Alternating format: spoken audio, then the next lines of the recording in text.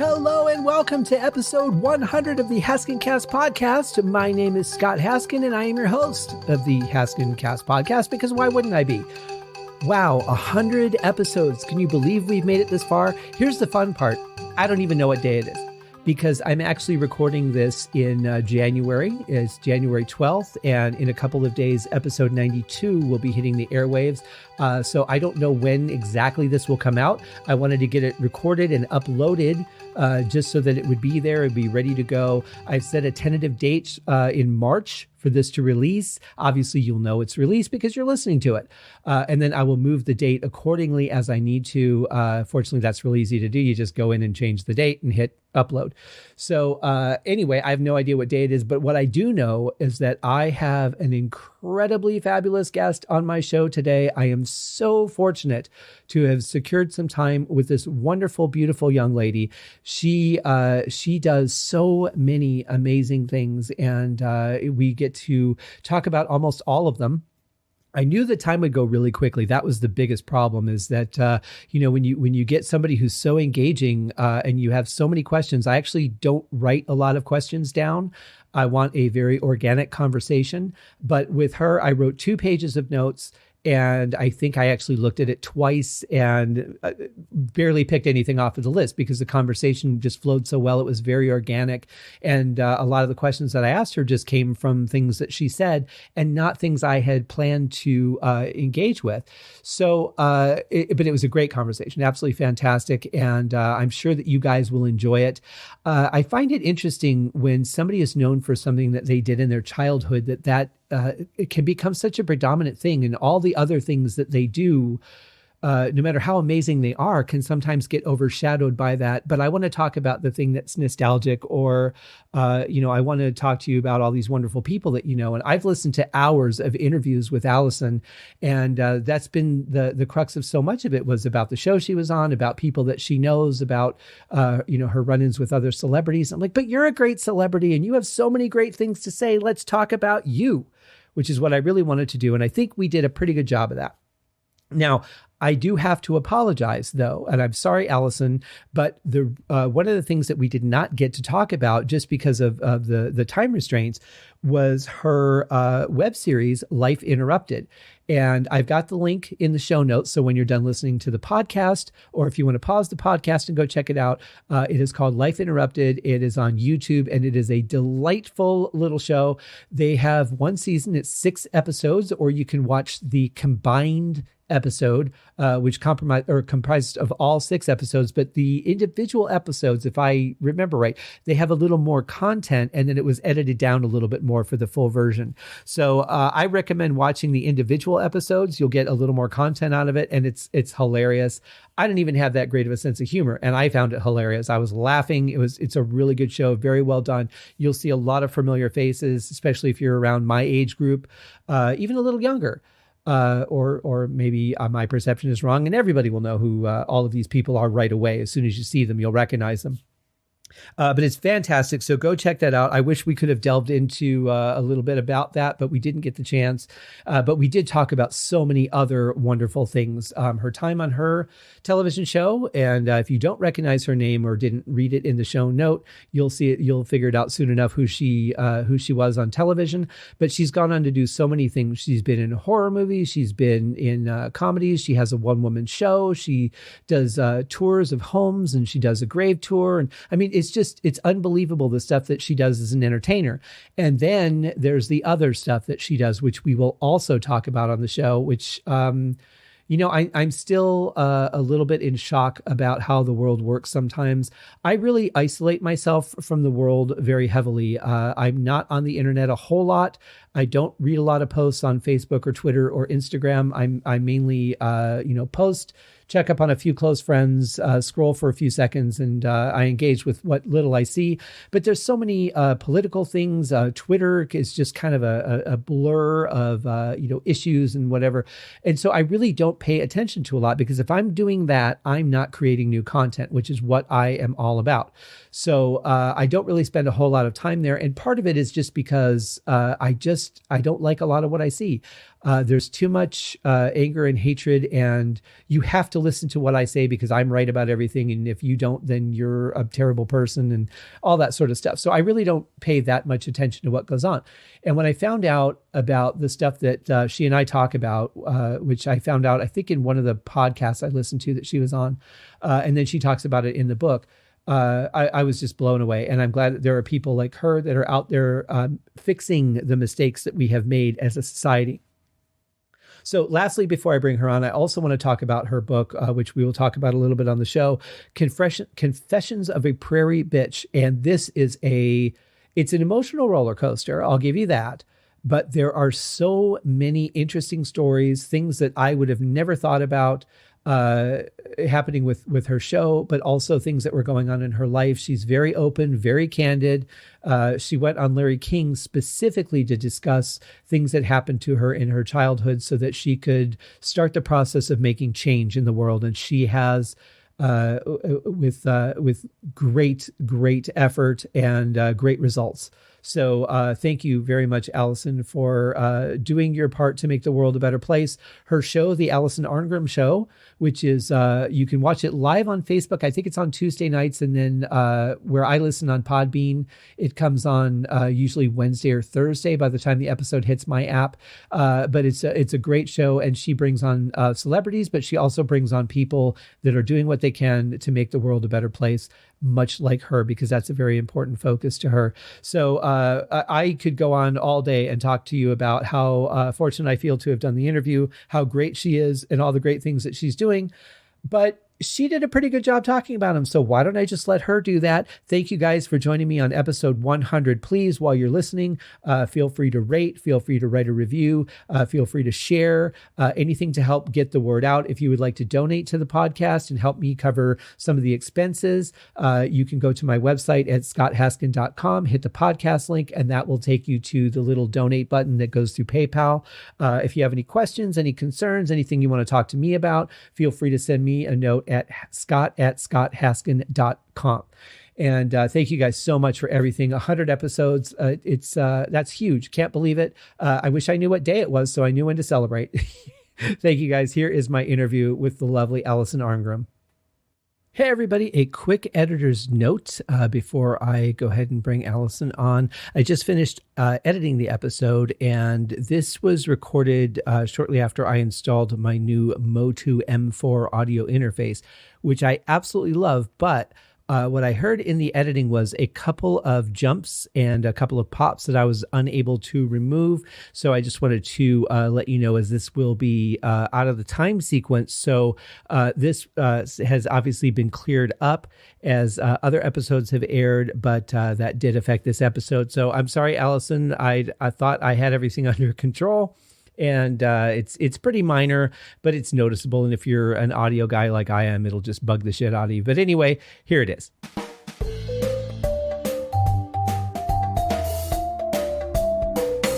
Okay, ladies and gentlemen, for joining me for my 100th episode of the HaskinCast podcast. I am so grateful to have secured a little bit of time with this lovely woman who has just made such a difference in the world, and we're going to talk about that.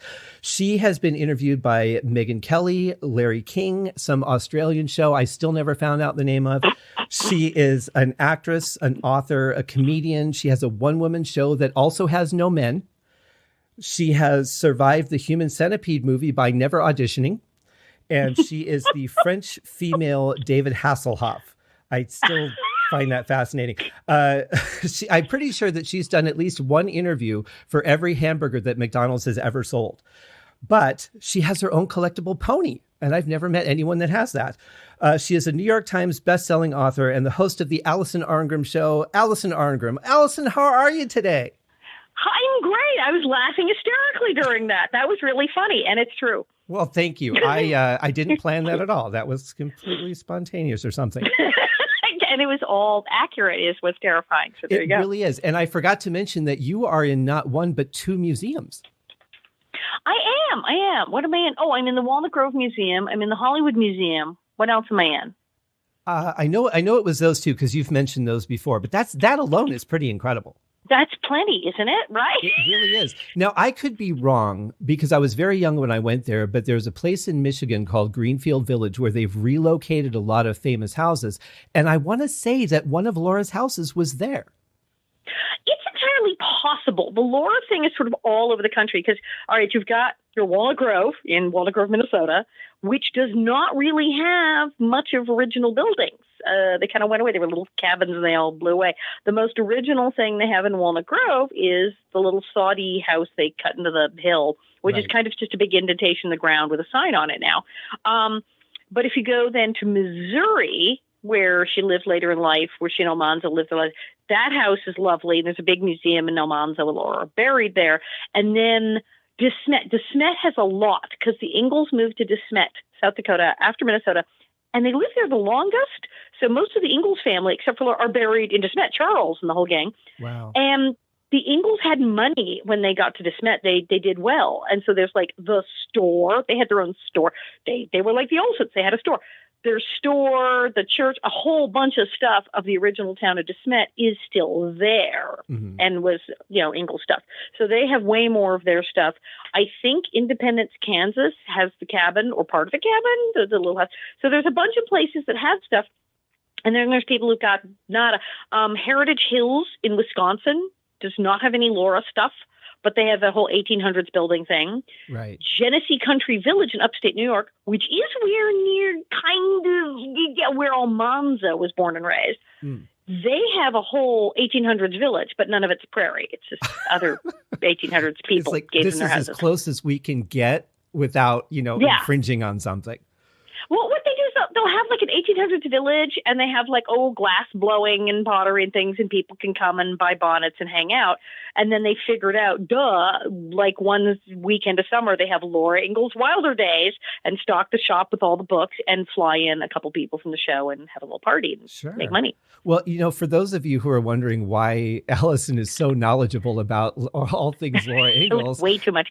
Way too much. It's because she was actually the actress who played Nellie Oleson, and brilliantly, I might add, to the point where you have affected people's emotions so much that they have actually thrown things at you. Is that a compliment or? I had to take it as one. I pondered this as I wiped the orange soda from my face. Christmas parade, for the love of God. Right. The Santa Claus Hollywood, the Christmas parade, Santa Claus Lane. And I'm waving away and someone threw a cup of McDonald's orange soda at my head and direct hit. It was kind of, but I thought, well, wait, now who does this? And God, I must be good. And so, yes, a couple times I've had people just flip out and throw things and attack me and whatnot. I thought, well, I've hit a nerve. It's like, what do you say? It's not right. No, you should be getting hit with an orange soda. But clearly, as an actor, the idea is to make something. You're hoping against hope as an actor that you will perform something somewhere where the audience will suspend disbelief and feel like it's real. Right. Clearly, I have accomplished this. You have. And as a fan, I guess I could understand having affected someone to that degree. But as a human being, do they not understand that you are not, you're an actor playing out a script that someone wrote? Oh, yeah. I mean, like getting hit in the face with the orange soda is hilarious, and I put it in my act. But as a human being, oh, my God, why would you do that? Why would you throw something as a stranger? Right. And obviously filled with the love of the holidays, as they were. Right? Who does this? Yeah, that's wild. It's kind of weird. Yeah, people get crazy, but I've noticed that with even now, I mean, people are a little more, I think, way more conscious of fantasy, reality, TV, real life. And they see celebrities now on interview shows and on Facebook go, oh, there's an actor. But I still have people where they'll be at like a celebrity event or an autograph show where there's other celebrities. And they'll talk to the other celebrities and go, oh, yes, they're an actor. I like their show. And they'll get up to my table and they'll jump 3 feet in the air and back up like they're frightened for a moment. Like, oh, no, she's real. And it's like sort of alarmed reaction. I was like, okay. And these are sane people who do manage to pull themselves together and act normal. But there is definitely, with Little House, it was such an emotional show that people still act like it's real. And I'm amazed that, like, on Facebook now, there's so many of these people who just started watching it like it's a new show. And there's like, well, can't I go to the town? And people say, well, do you mean the town, Walnut Grove in Minnesota, where it happened in the 1800s? Or do you mean the town, the sets where they filmed it that, well, no longer exist? And they're like, right. It's not real? No, it's not real. No, it's a reality show. It's not real. It's a reality show that takes place in the 1800s. Yeah. But it's hard for people. It was very realistic, and we hit a nerve. And then I just scared people, and I'm very proud. Thank you. I'm very pleased that people liked it so much that 45 years later, people are still mad at me. I mean, that's got to be some kind of an accomplishment. I don't know what, but it's something. Well, and imagine if that happened, if this was all happening today. I think about that girl in the last Star Wars trilogy who ended up deleting her Twitter account because she was bashed for what her character was doing. And threatened, and it was ridiculous. Game of Thrones, that darling boy, the Irish boy who played the evil little monster prince, little King Joffrey. Mm-hmm. King Joffrey, Game of Thrones. Okay, he was vile, just vile. Well, the actor is a very nice young man. I think he's Irish, lives in England, very academic, was going to some very fancy school, and he was really involved in theater, and he kind of did it as a lark, like he wasn't really going to get into television. And then he did it. Well, the reactions in public, people went so insane that it was out of control. Mm-hmm. And he's this lovely boy. He has an interview. He's not doing anything else. You don't get, because of how badly everyone treated him, we don't get actor in other stuff. Because when he got done, he went, I'm not doing that again. Sure. Yeah. And I mean, he'll be doing theater and doing stuff in academia and the theater world, but he's not going to do any more TV because it was just too horrible. Jack Gleeson. His name is Jack Gleeson. A delightful, charming young man, actor. I've seen interviews with him. He's so adorable. And he was in Reign of Fire, which I like. And that's it. He's just kind of like done. He doesn't do public appearances, and he's really not going to be in anything else, and has gone back to his academic career and has retired from acting because everybody went nuts. Yeah. They were so horrible. They thought it was real. And he was like, no, this is not working. Well, and what really sucks is that's the dream gig, right? After that's the kind of thing that you're like, this is it, finally. And then you realize that, no, I want to do this again after my dream is not what I wanted. Doesn't every actor, theater achiever always say, I'm hoping that people will believe them? And instead, they come up and they go, oh, you're really good in the movie. But half the time we watch movies and we're still totally aware it's, Jack Nicholson, he's brilliant, but not know that it's Jack Nicholson. Right.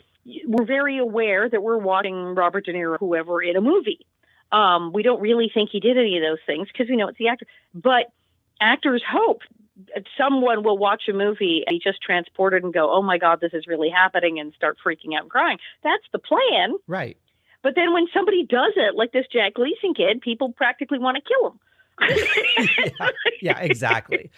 But I think that had Little House on the Prairie come out now, I think that you would have suffered that same. I mean, what you experienced was bad enough, but with the connection that people now have to their fans, I think you probably would have experienced quite the similar event. Oh, I think so. I think now, and it's weird because, like I said, people are a little saner about Nellie now. But yes, I suppose that now, if we had social media then, basically, where people said, I think yes, my Twitter feed, I would should have my publicist do my Twitter and Instagram for me because it'd be ridiculous. Yeah, I agree. They'd be maniacs.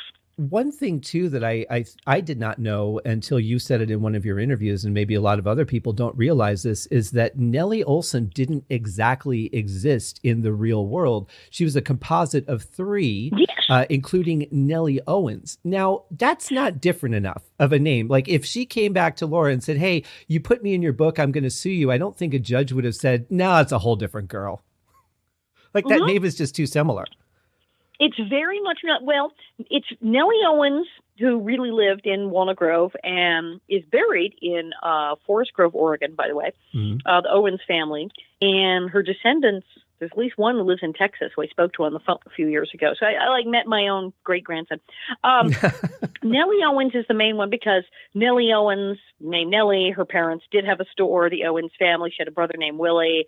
The parents, not Nels and Harriet, they were with William and Margaret Owens. Mm-hmm. But they lived in Walnut Grove and they had a store and two kids, Nellie and Willie. So it's like, okay, well, that would be her.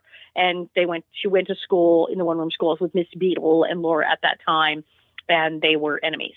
But that meant that she would have been confined to the book On the Banks of Plum Creek when Laura writes about living in Walnut Grove. Right, yeah. But what happened is just, the books are also not gospel, real, actual things.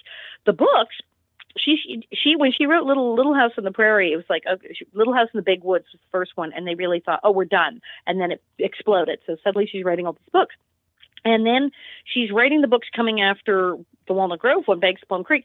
People are writing in and going, we want more Nellie. What happened to Nellie? Right. And she's sitting there going, I have no idea what happened. We left Minnesota. I have no idea what happened to these people. There was no Facebook back then where you could just follow people. Right. You couldn't even follow. She's like, I don't know where these people are. So she's like, what do I do? Well, they want more. She's like, well, there was this girl, because they're hoping, like, what would really be great if Nellie as a teenager showed up and became her rival for Almanzo and blah, blah, blah. Sure. So conveniently, Genevieve Masters and Stella Gilbert were girls that she knew later in like the South Dakota thing. I think Genevieve Masters was kind of the bitchy one.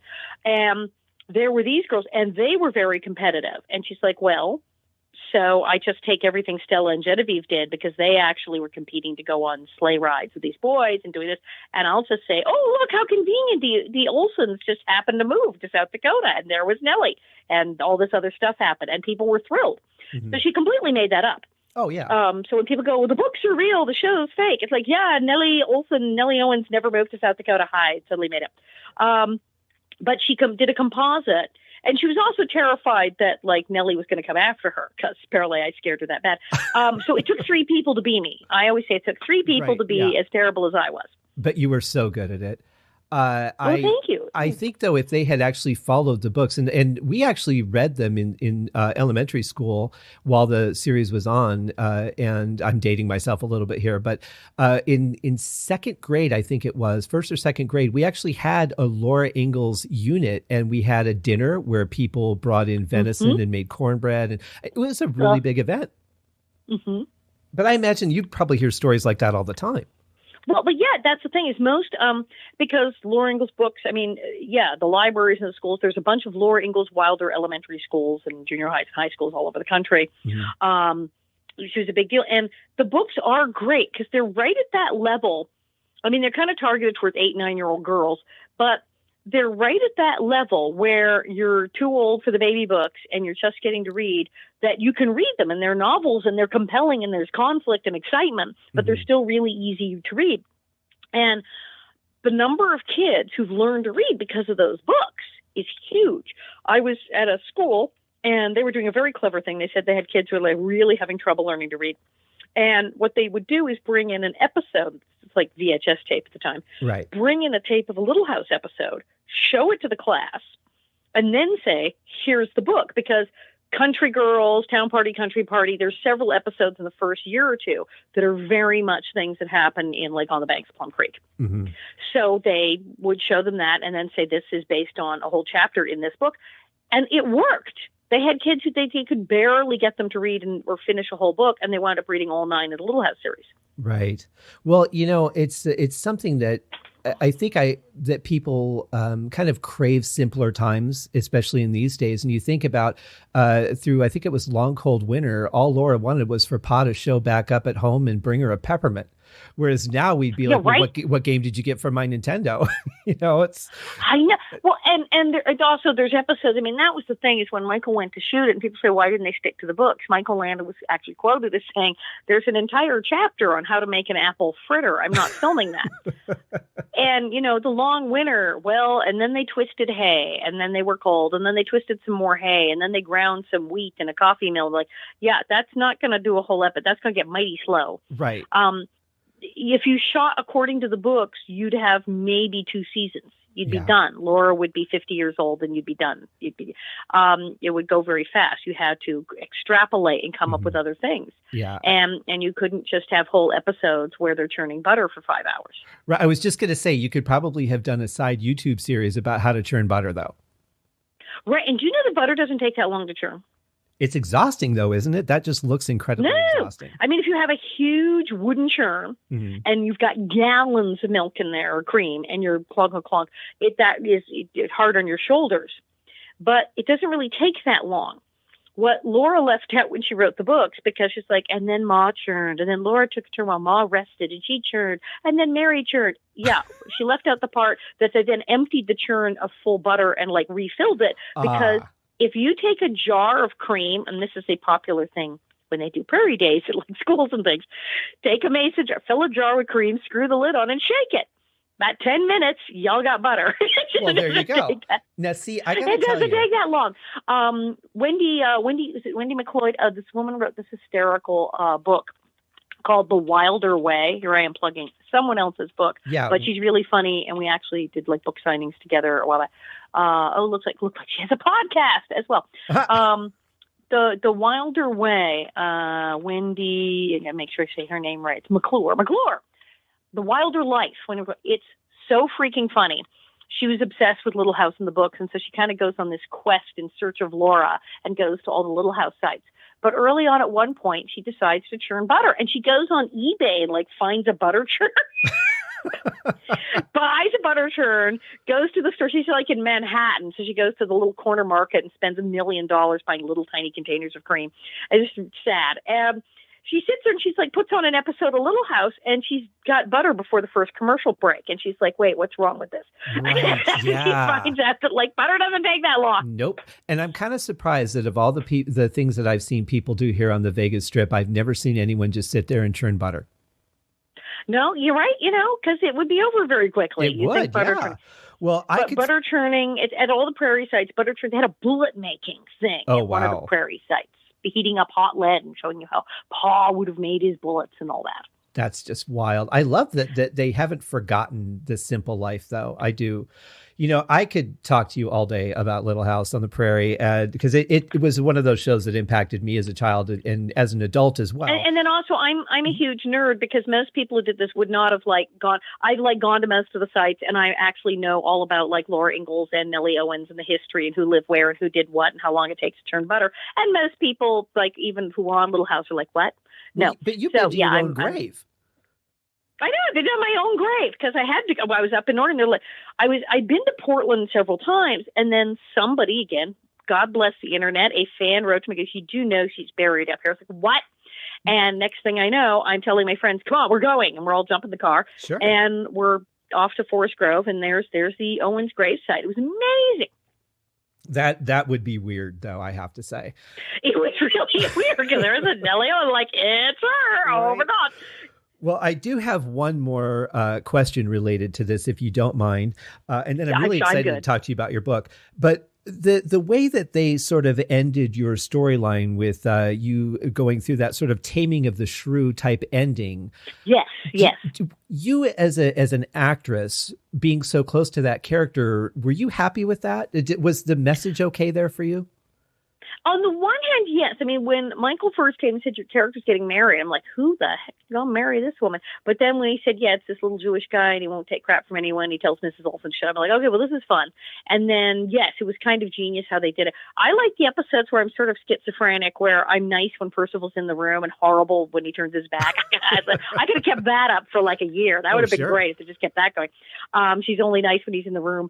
But and then also Steve Tracy was awesome. And then the whole Percival-Nellie relationship, our chemistry was so good that it really worked. So then Percival and Nellie as this romantic couple, and she's redeemed by love, but she finally finds the right guy. But it worked because Steve was such a good actor and we had such chemistry. I mean, it could have just been, oh, right, she's mean her whole life. And then, oh, she gets married. She's nice. No, but she falls madly in love.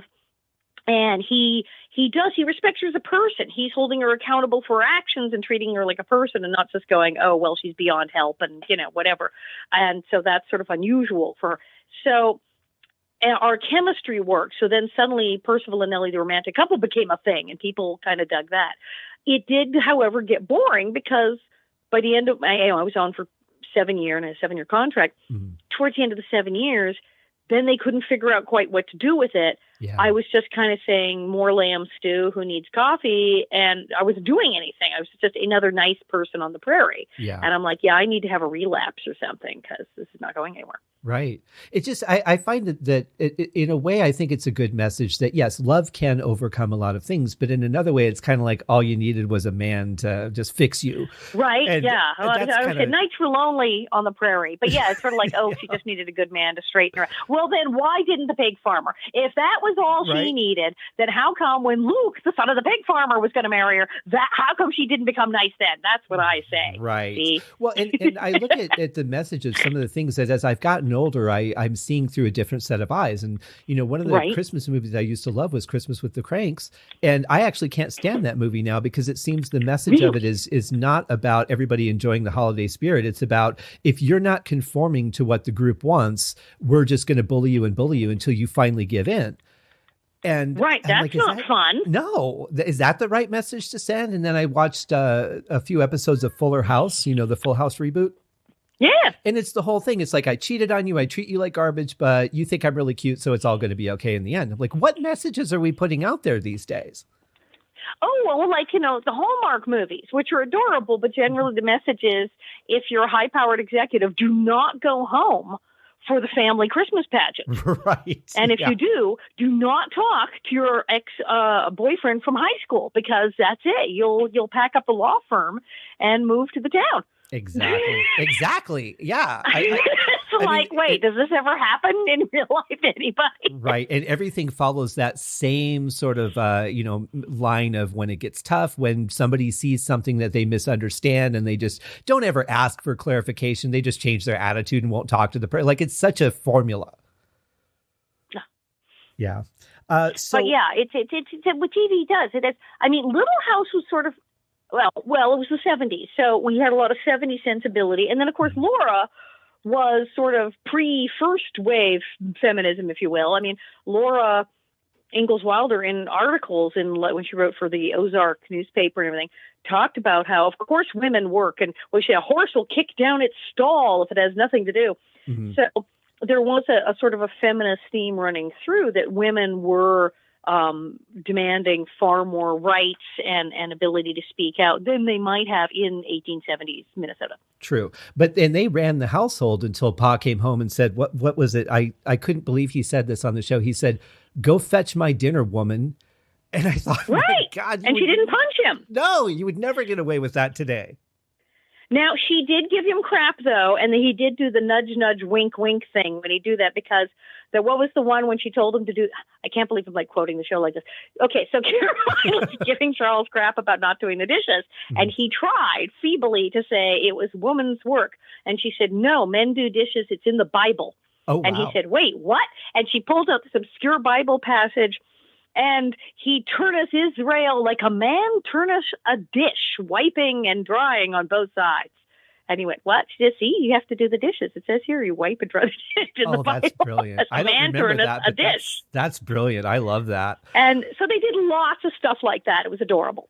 Well, speaking of adorable, I love that you read your book as the audiobook for Confessions of a Prairie Bitch, which is just a wonderful read.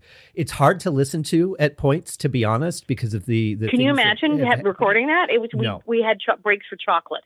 We took breaks. The producer, the woman she's marvelous when she did a lot of people's books. She said, "Okay, we brought in chocolate chip cookies," and we're like, "Okay, do we need to stop? Do you need some chocolate right now?" Like, yes. So right. It worked out. And you read it, and you have the book in Kindle and print, but the audiobook is a different experience from the print. It's a whole other thing, and that was the thing that she explained to me. This woman does it. She said the audiobook is a separate thing. Everyone goes, "Oh, well, nope, it's different because you're literally inside their head." Right. She said, "You're reading this thing. They're going to be listening to it in the car with the windows rolled up." She said, "It's like, the calls are coming from inside the house. Your voice is inside their body."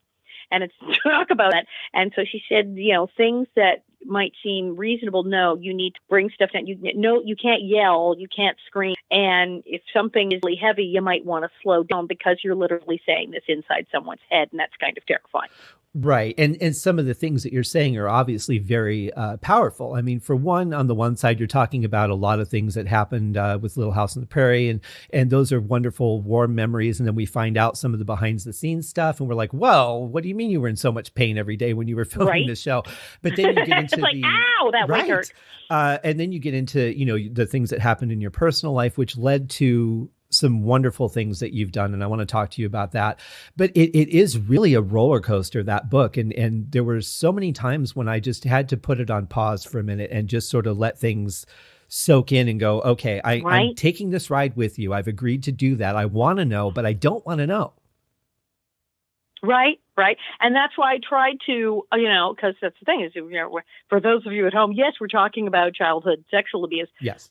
It was the whole thing of trying to be emotionally graphic without just stooping to physical graphic.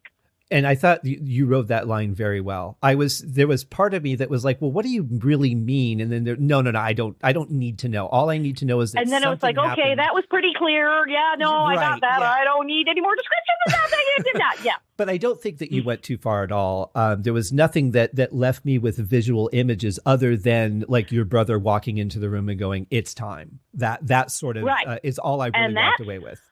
And that's enough. That's plenty, ain't it? Yeah, it really is. And I wanted to just hug you through the airwaves while I was reading all that, because that must have just been incredibly difficult. But you did something amazing with it. You found out, for one, and I, for the love of all creatures great and small, do not understand how this ever happened.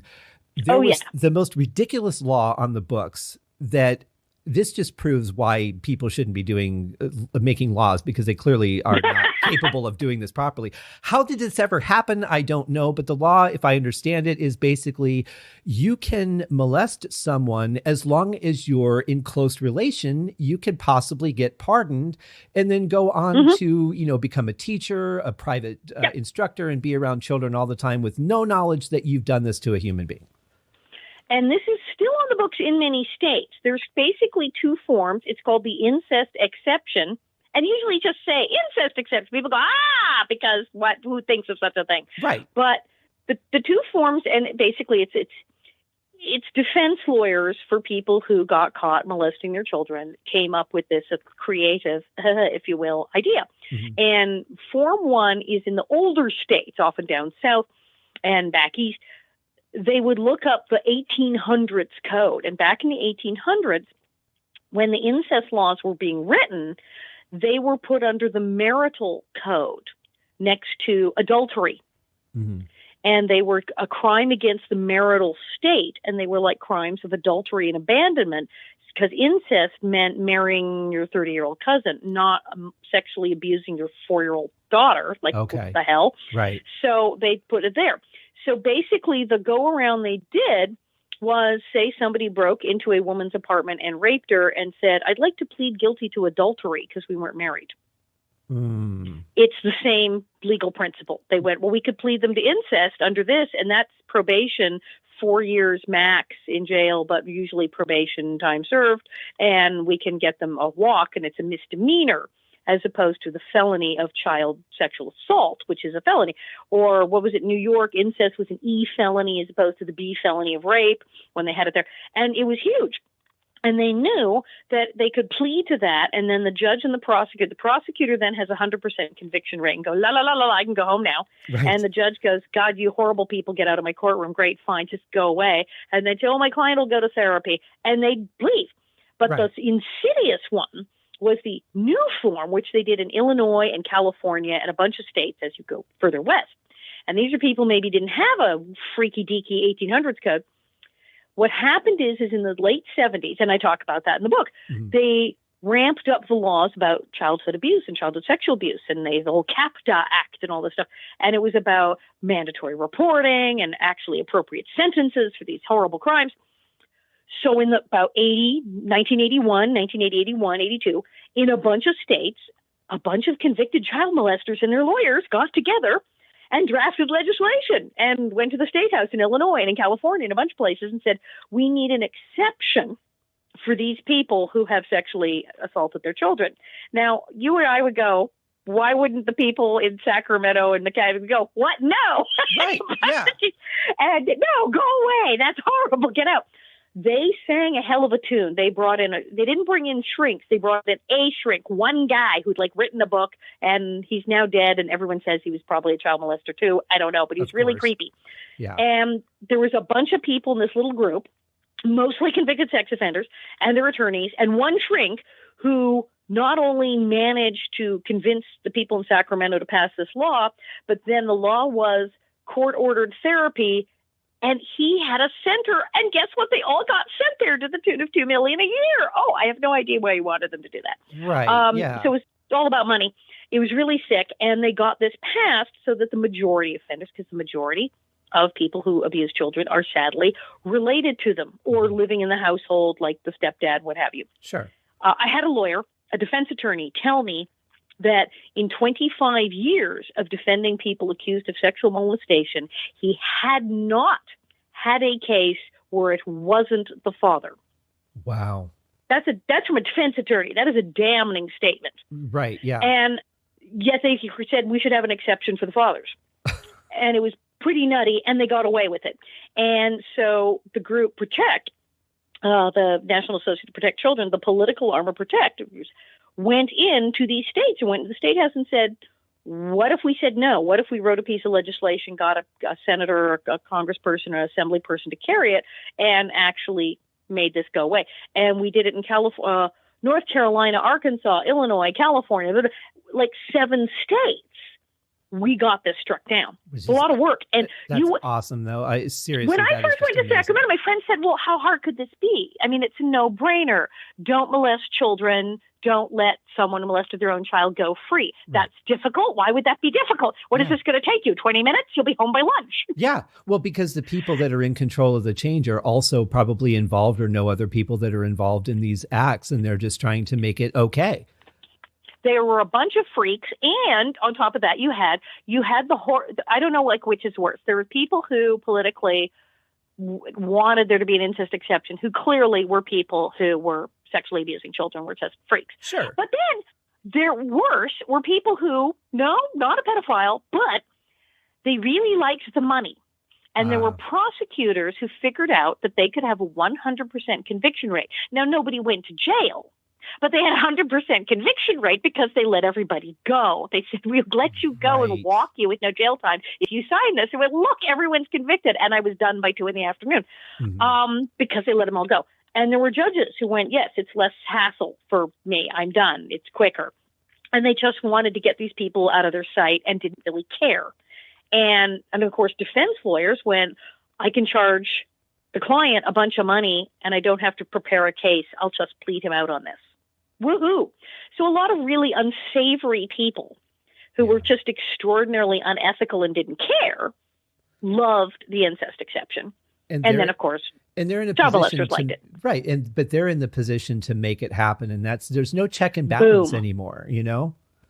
And that's why people have to pay attention. The average person was like, what? And then when I went to Sacramento and I came back and said, no, actually, they said, no, they're trying to keep the incest protection. This is going to be like a multi-year battle. And people were horrified. Yeah. And I was like, see, there you go. Most people didn't know. Most people did not know. And they were horrified to find out sometimes that their representative, their specific person, someone they voted for, was like, woohoo, incest, yay.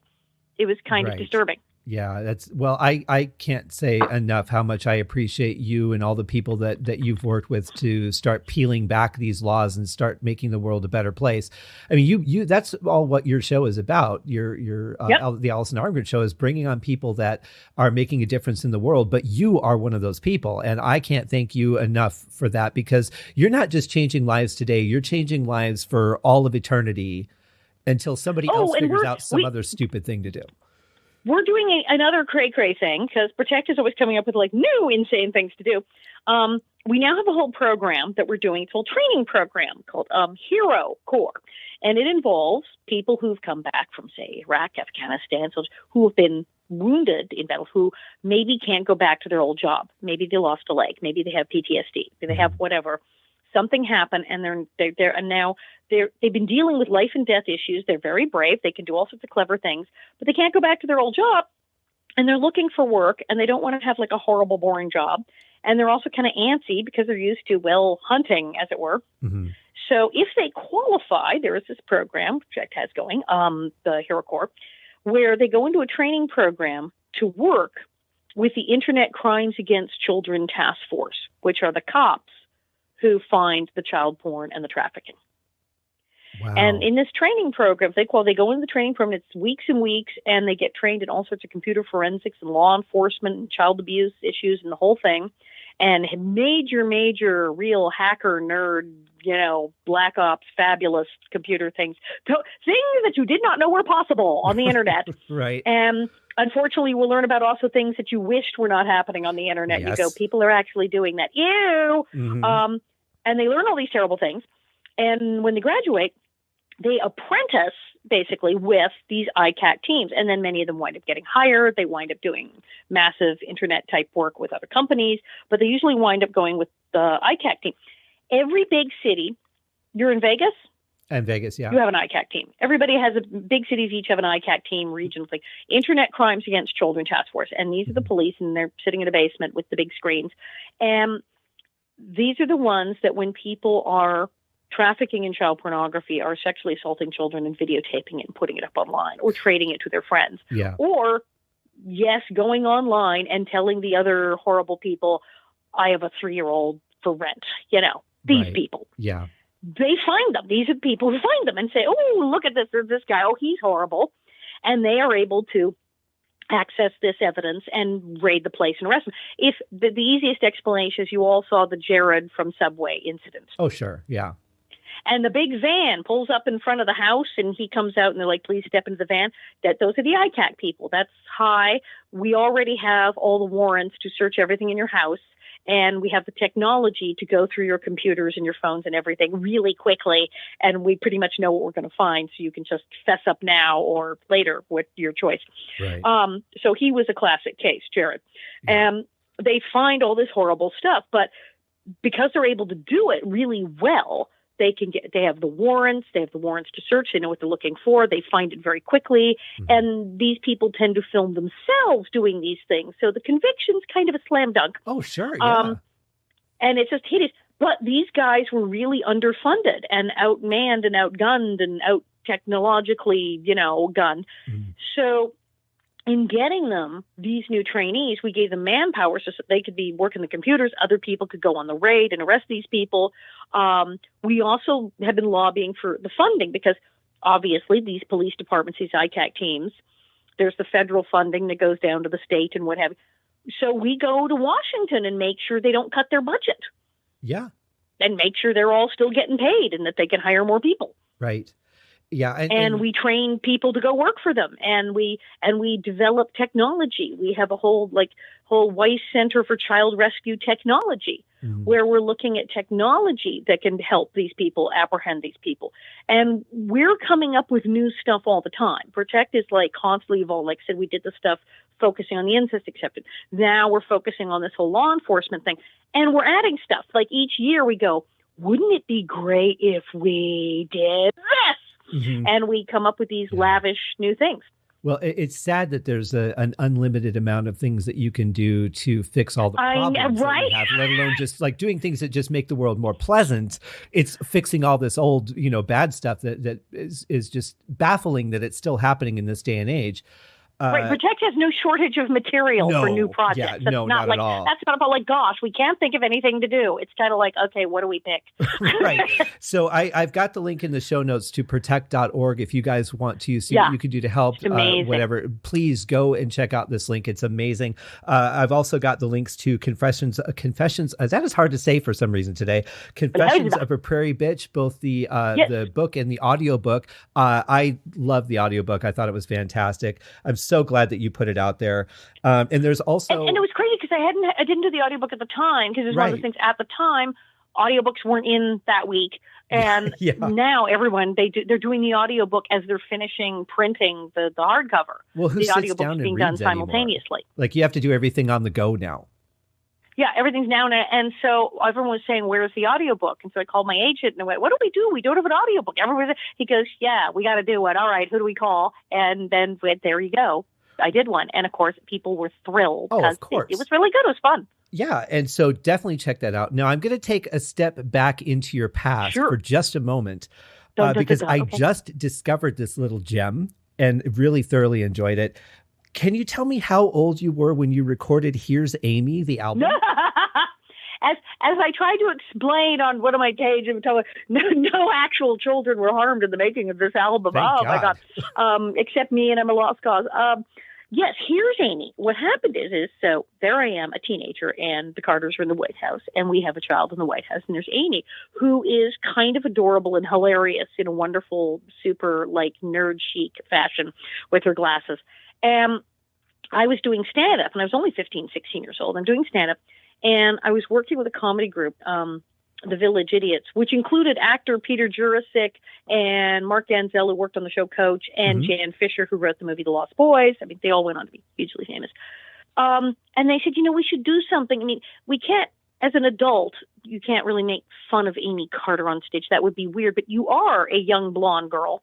And if we had something where nothing mocking Amy, but if Amy was making fun of people, there must be some material here. Yeah. And we started doing a whole thing on Amy, and it was insanely funny. I did a very, very short thing.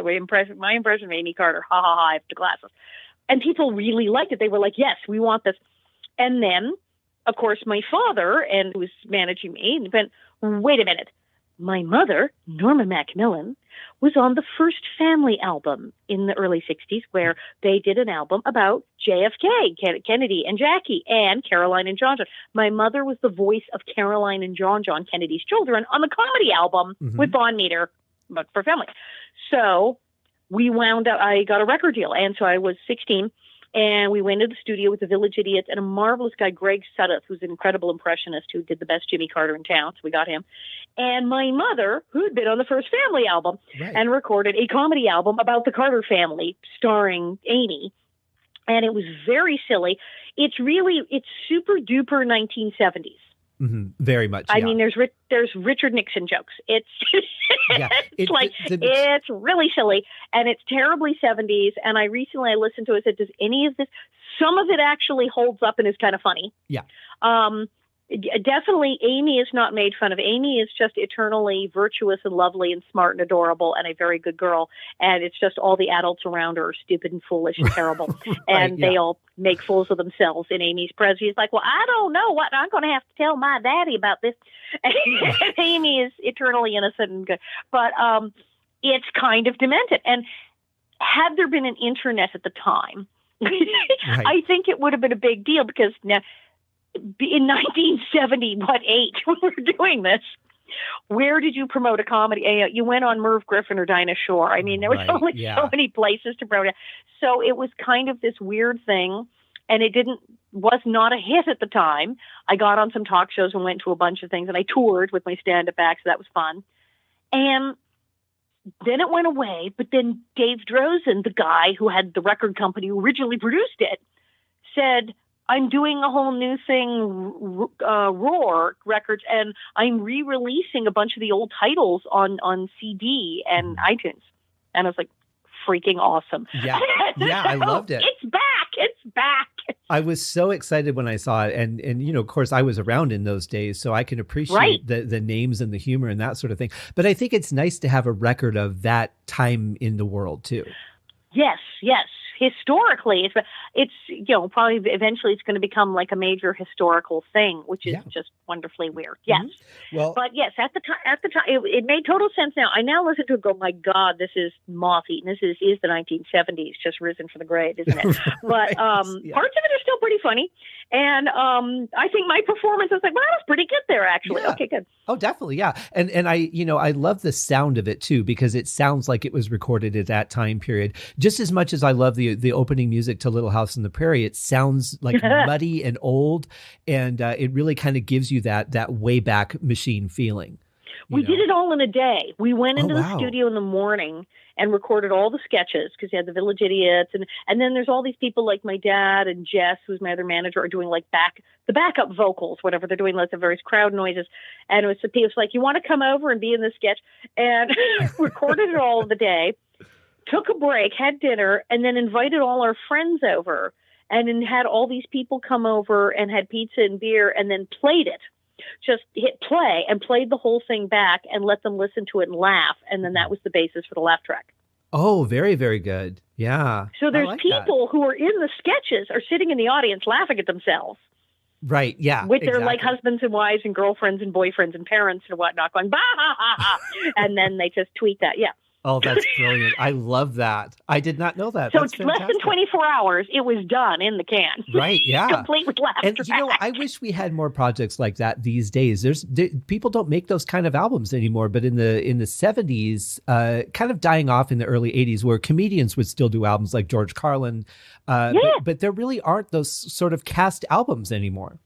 Yeah, because I was raised on, Fire Sign Theater, and I'm name dropping. I'm so excited. I'm friends with Phil Proctor now. It's like, oh my God, I met Phil Proctor. I got to be on stage with him in an old tiny radio gig and everything.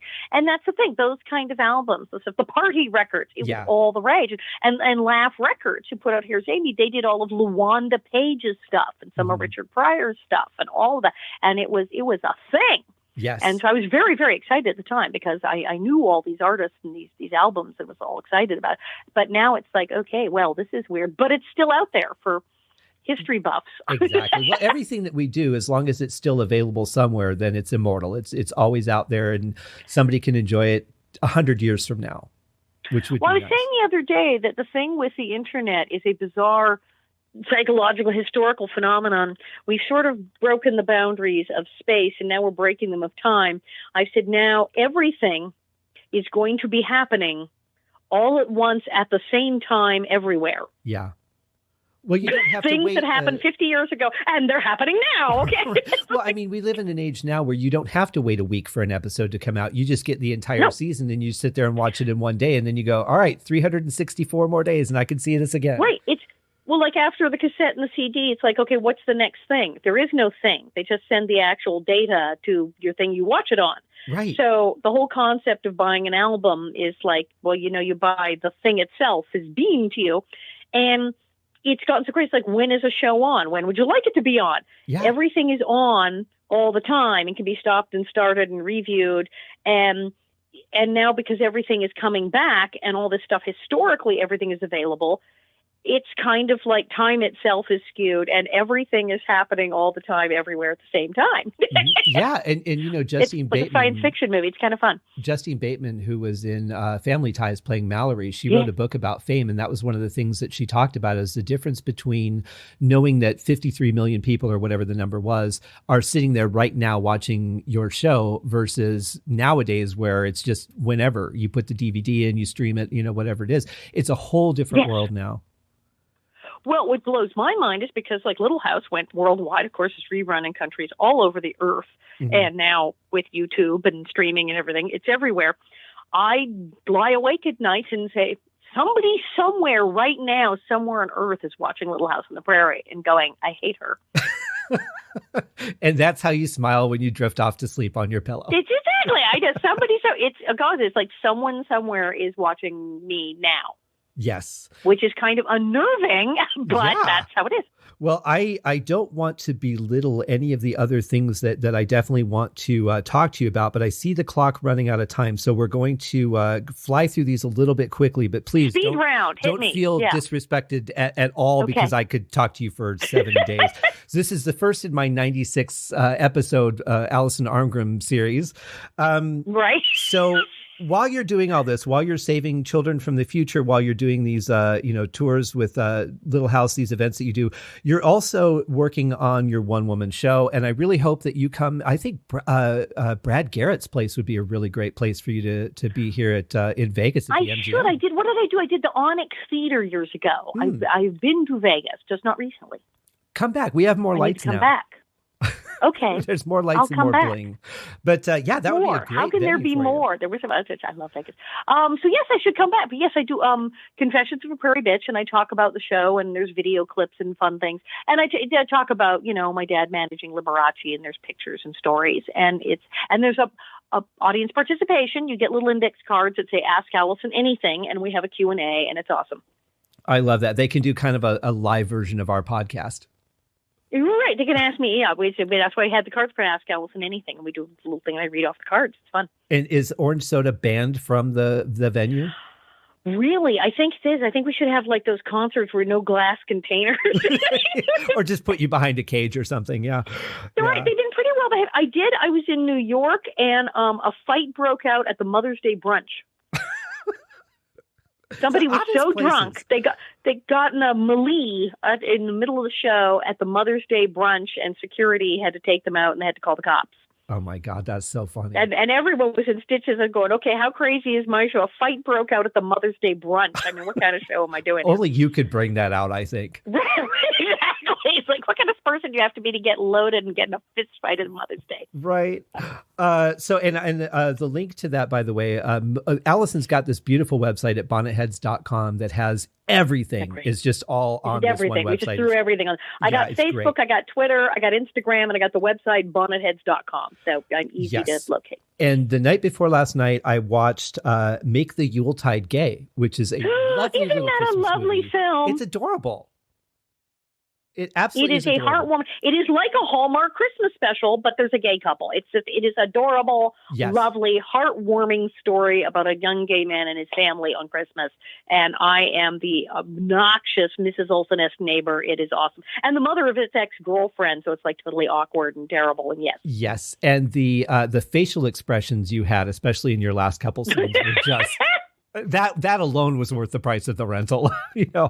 I was able to utter the words "yoo-hoo" out of any role where you get to scream "yoo-hoo" is sign me up. Exactly, and that is available on demand on Amazon. So again, right now you could go right there. Well, finish listening to the podcast and then go to Amazon. And it's also, it becomes every Christmas. It's one of the absolute top 10, top 5 like downloaded movies at Christmas. Still, it's become a classic. That's awesome. It's a good watch. I would say I really enjoyed it. And it was also adorable. The number of people also who watched it, who wound up coming out to their relatives after the film. It became an icebreaker. People would go home for Christmas and they'd convince their family to sit down and watch this movie, and they'd be going, "Oh," and they go, "Good. Now that you're in a good mood, guess what?" So it's kind of like the soft opening, right? Exactly, and it really worked. Oh, I love it. Also, is it, and as if all of this isn't enough, because you have 14 minutes of free time a day. You do 2 tours in Hollywood. You do the Hollywood Home Tour, and you also do the Dearly Departed Tour. Yes, it's the Nasty Nellie Tour of Hollywood. That's my tour. I just have the one tour, although we're probably creating a new tour for next year. So there you go. Oh, great. Okay. And the Nasty Nellie Tour of Hollywood, we're doing through Dearly Departed Tours. And me and tour guide extraordinaire, Rich Sebastian, we get in the van. It's like 12 people. And free autograph pictures included. We're the only tour that stops for milkshakes, stop at Farmer's Market for milkshakes. Oh. And it's a tour. It's kind of like This Is Real Life, Alison Arngrim. Yes, we go by Paramount Studios. We go by Michael Landon's house. We go by Liberace's house. But we also go by and I was living here when I got the show. And here's who used to live next door to me, and this famous person, and tell crazy stories from my life. And we drive around Hollywood. And you were like the ultimate Hollywood person, because you've lived there for so long. You know everybody. You know all the places. I lived at the Chateau Marmont. Yeah. How much better does it get than that? It's a tourist attraction, and look, I lived here. I mean, that's kind of how the tour works. It's like, here's a major tourist site. Now, when I lived here, exactly. And I'll tell you, I don't know if you're aware of this, but Debbie Gibson lives here in Vegas, and she owns Liberace's piano, or one of his pianos. Oh, does she? Yes, the blingy one with all the mirrors and stuff on it. Well, and I did do a tour in Vegas. One of your tour companies there, lovely people, High Adventure something. They brought me in, and I did the modified Alison Arngrim's Nasty Nellie tour of Vegas, because there was enough stuff in Vegas that had connections to me. Liberace's house, that wasn't difficult, so we're able to include that. And so we were able to take a bunch of stuff. And then she'd say, okay, I took their tour and we went around and said, okay, so how many of our celebrity sites that are in here are celebrities that could be on your tour because you worked with them or had something that's like, oh, I know a bunch of these people. Sure. So we wound up creating a whole Nasty Nellie tour of Las Vegas. And it was, was it Las Vegas? Was it in Las Vegas? See, I don't know where I am anymore. Palm Springs. We did a Palm Springs one. But we can do the Las Vegas ones because we have Liberace's house. Well, yeah. So what you need to do is go around and get me a list of all the celebrity homes in the Las Vegas area, starting at Liberace's. And then I go through them and see who I have a story about. And then we book a tour, and I come and I do what was like the Hollywood Nasty Nellie tour, because we modified it for Palm Springs because Liberace lived there. Yeah. And we'd modify it for Vegas. And we go drive around and I tell stories about all those people. I'm in, and I know a great milkshake place too. And then we have to stop for milkshakes. Yes. That is key. And I live down the street. I don't know if it's accessible, but I live down the street from Red Fox's house. Oh my God. That was awesome. He was on Laugh Records. That's right. He was. Oh, what a brilliant man. I was on the same record label. It's very bizarre. It's the connection. My life takes these really weird turns. It's just, Yeah. Well, Alison, I cannot, from the bottom of my heart, cannot thank you enough for being the guest on my 100th episode of the show. I'm the 100th episode. You are. Yeah. It's amazing. I can't believe I've made it this far, but it's because no one stopped me, really. But it's been so wonderful. I could talk to you for hours, but the main thing I want to tell everybody is go to bonnetheads.com, and the link is in the show notes. All you have to do is click on it. While you're reading that, you can order the movie on Amazon. You can order the audiobook. You can order the regular book for your Kindle. I mean, Alison has so much. I just came out with a Sock Monkey calendar. My Sock Monkey secret agent, Sock Monkey, has his own calendar now. Okay, now you're my favorite person. Because I can. Yeah. Well, please do continue to do all these wonderful things that you're doing. You have touched so many lives, and I love that about you, whether it's been as an actress, as an activist, as a comedian. You do make the world a better place, and that is the greatest thing anyone can do. So thank you very much. Thank you. Thank you so much. Come back and see us again. I shall. Okay. Hear us again, whatever it is. Okay. Bye, Alison. Bye.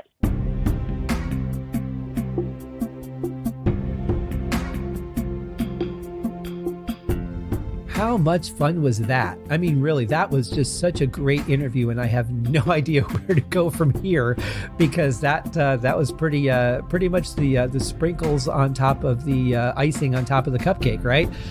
Thank you guys so much for tuning in. 100 episodes. Wow, what a journey. The goal is still 300, so we are now on our way to the second benchmark, which is, I guess it would be 150, because that'll be the halfway point.